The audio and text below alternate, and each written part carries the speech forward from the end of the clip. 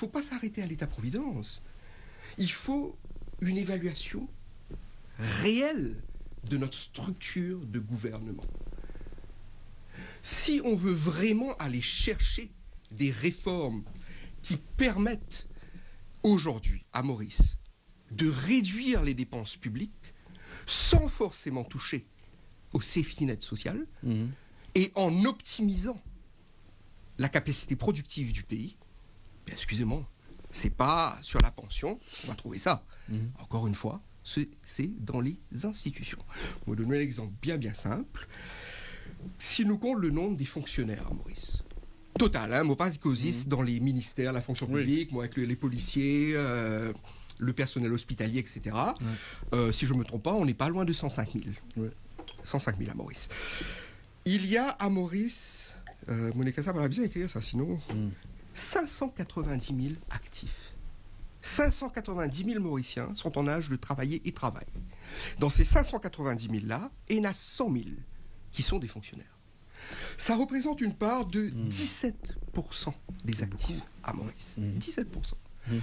Moi pas dire nous pas besoin la police, moi pas dire nous pas besoin docteur, nous pas besoin nurse, nous pas besoin professeur. Ça c'est essentiel. Mais on doit se poser d'autres questions. Le nombre, le millefeuille administratif aujourd'hui à Maurice. Est-ce qu'il n'est pas appelé à être réformé? Est-ce qu'il n'est pas appelé à être revu?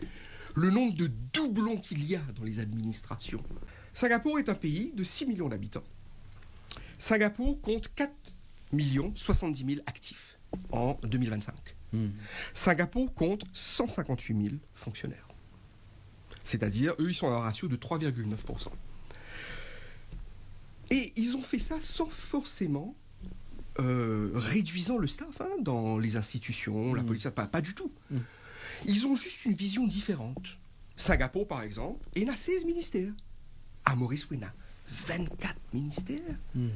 Est-ce qu'on a vraiment besoin de vivre aussi largement que ça? 24 ministères avec tout son staff, avec tout ce que ça veut dire.